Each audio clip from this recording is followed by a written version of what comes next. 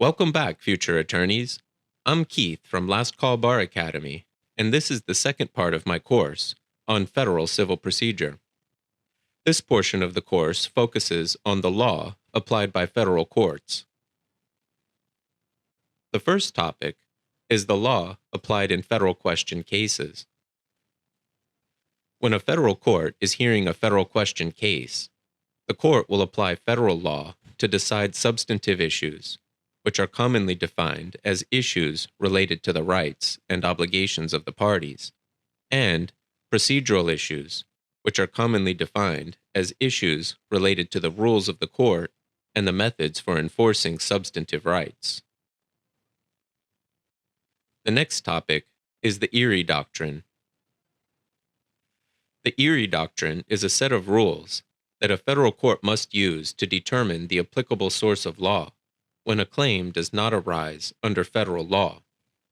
For example, diversity claims usually arise under state law.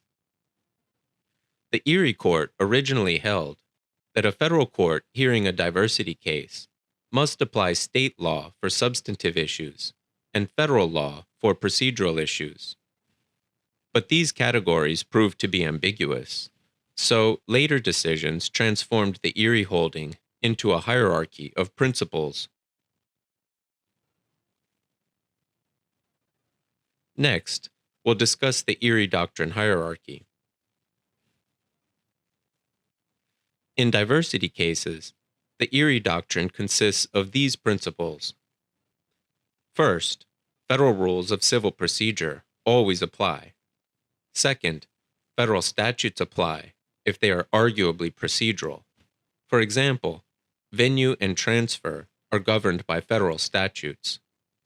Third, state statutory law and state common law usually apply if they are arguably substantive. For example, the elements of a claim or defense are governed by state law. And fourth, federal common law rarely applies if it conflicts with state law. The next topic is the application of federal rules and state law under the Erie doctrine. When an issue in a diversity case is addressed by a federal rule and a state law, the court will apply the federal rule instead of the state law if they directly conflict. Alternatively, the court will apply the federal rule and the state law if there is no direct conflict between the federal rule and the state law, and the state law is arguably substantive, which means strongly related to the claim. The next topic is the choice between state law and federal common law under the Erie doctrine. Federal common law is a limited body of rules created and applied by federal courts. When an issue in a diversity case is addressed by state law and federal common law, the court will apply state law instead of federal common law if the state's interests outweigh any countervailing federal interests. Otherwise, the court will apply federal common law. The state's interests are greatest when the state law is arguably substantive or strongly related to the claim, and applying federal common law would affect the outcome of the case in a way that leads to forum shopping or inequitable results. Avoiding forum shopping and inequitable results are the twin aims of the Erie doctrine. Next, we'll discuss Erie doctrine examples. In a diversity case, state law applies to these substantive issues: the statute of limitations period for a claim, and the enforceability of an arbitration clause. Although these issues are arguably procedural, state law applies for two reasons. First, these issues are also arguably substantive insofar as they are strongly related to the claim. And second, these issues are not addressed by any federal rule. The next topic is the choice of state law under the Erie doctrine.